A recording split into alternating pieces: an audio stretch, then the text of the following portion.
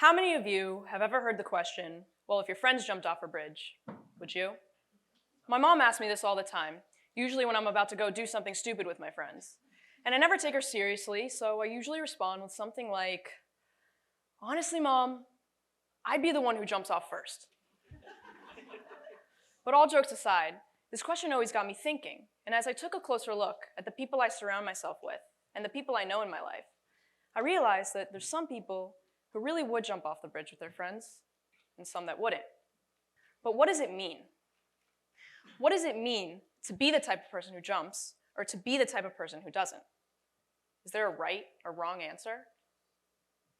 The best way to answer these questions is by first understanding the phenomenon of mob mentality. Think of a flock of sheep.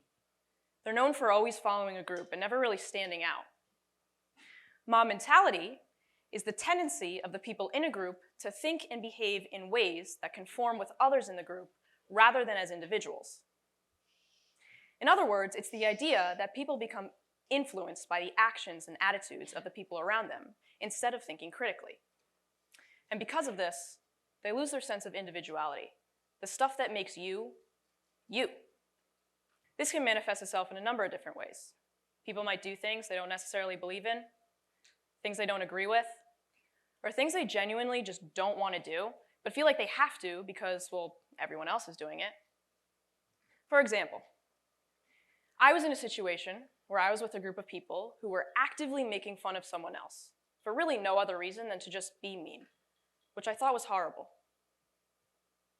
But what did I do? I stood there and laughed with them. I didn't say anything, because in the back of my mind I knew it was wrong, but I laughed. I laughed because the group laughed. At this point, I felt like an outsider, because in group settings, the pressure to fit in can feel overwhelming. We fear rejection, we crave acceptance, and that fear of standing out can actually cloud our judgment.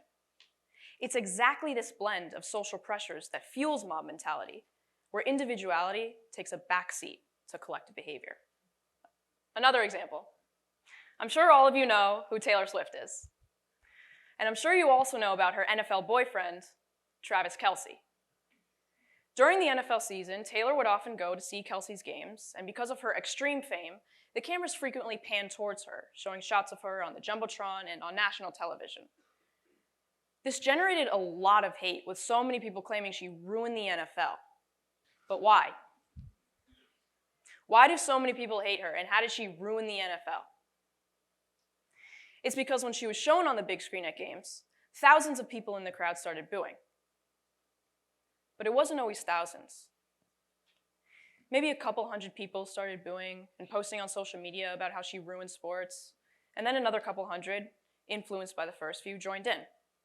And then another couple hundred, and then another, and then more people and more, and the number kept growing exponentially. This is exactly how mob mentality works. People see another group of people doing something and they think, oh, I should probably be doing that too, with no real rhyme or reason behind it.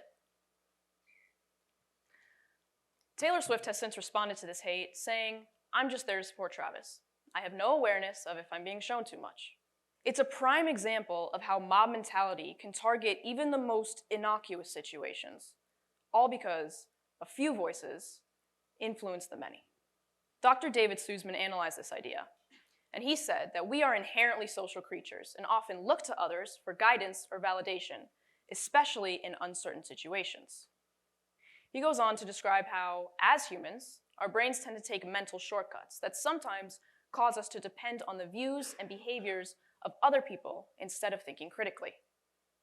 Our need for approval and validation in others, especially when we're not confident, literally alters the way our brains work, causing destructive de-individualization and a severe loss of self-awareness.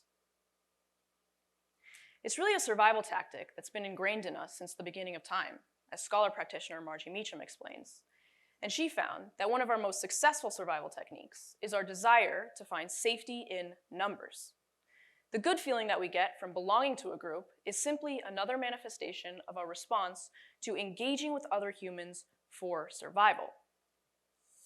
Therefore, being able to think for yourself actually goes against your natural instinct to stick with a group. And that can make this whole idea of mob mentality seemingly impossible to combat. But here's the thing. Succumbing to mob mentality means sacrificing our individuality.